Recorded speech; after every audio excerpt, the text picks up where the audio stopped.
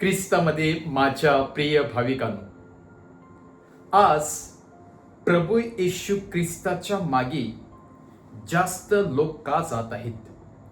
आज प्रभू येशूची शिकवण सर्वांना पटणारी का आहे? आज प्रभू येशू ख्रिस्ताच्या जवळ येणारे लोक किंवा विश्वास ठेवणारे लोक का वाढत आहेत? कारण प्रभू येशूच्या शिकवणुकीमध्ये माणुसकी होती. प्रभू येशूच्या जीवनामध्ये जिवंत पाण्याचा झरा होता आणि प्रभू येशूची शिकवण मनुष्याला सार्वकालिक जीवनाकडे नेणारी होती.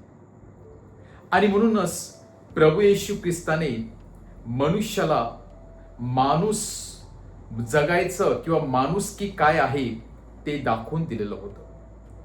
आणि म्हणूनच प्रभू येशूची शिकवण मनुष्याला सत्याकडे नेणारी होती, अंधारात किंवा कन्फ्यूज करणारी नव्हती.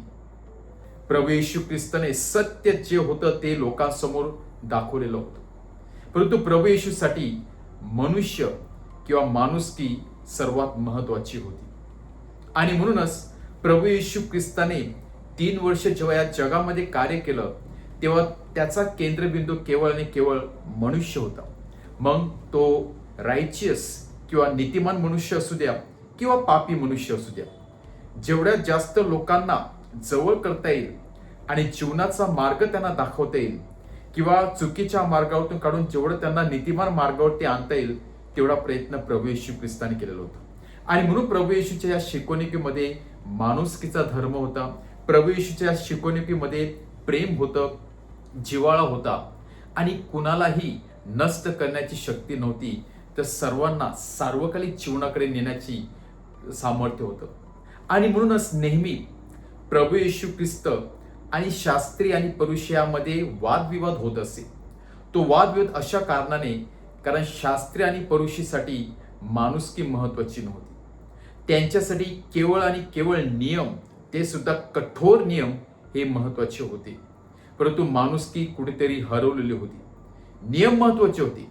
जे नियम शास्त्री आणि फरिशी यांच्याकडे होते तेच नियम प्रभू येशू ख्रिस्ताकडे देखील होते.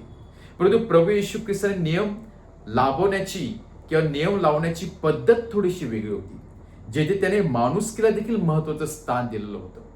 प्रभू येशू ख्रिस्ताने मनुष्याला पाप करण्यासाठी प्रोत्साहन केलं नाही किंवा एखाद्या पापी व्यक्तीला अजून पाप करण्यासाठी शक्ती दिली नाही, तर त्या पापी व्यक्तीला नियमांचा भय न दाखवता नियमाचा योग्यरीतीने वापर करून पापापासून कसं बाहेर काढता येईल हे प्रभू येशू ख्रिस्ताने शिकवलं.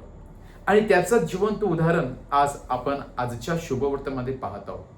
शास्त्री आणि फरिशी लोकांप्रमाणे, मोशेच्या नियमाप्रमाणे सब्बात दिवस म्हणजेच एक दिवस मनुष्याने काहीच खाल्लं पाहिजे नाही.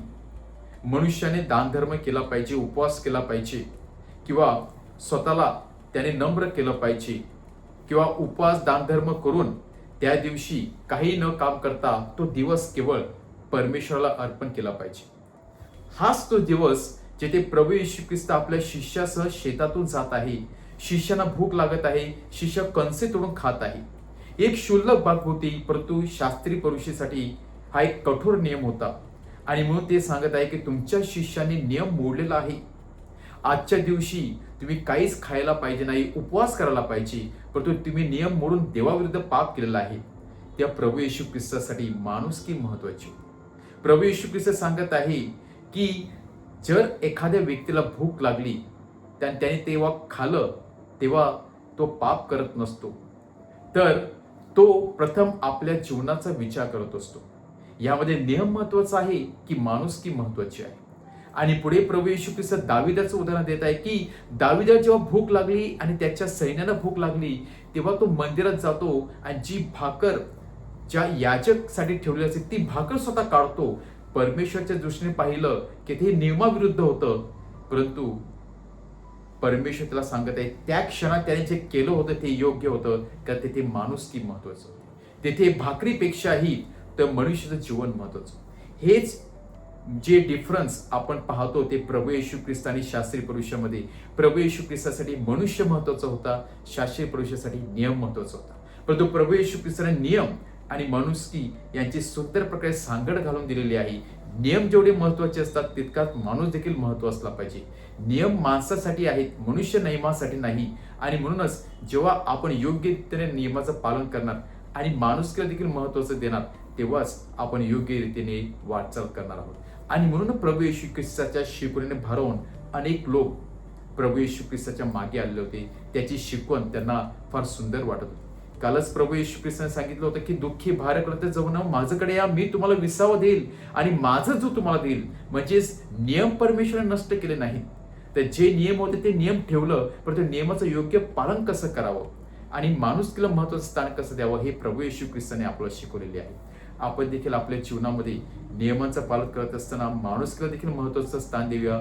नियम आहेत म्हणून दुसऱ्यांमध्ये बोट दाखवण्याऐवजी दुसऱ्यांच्या जीवनामध्ये कसं परिवर्तन घडवून आणता येईल त्यासाठी आपण प्रयत्न करूया. आमेन.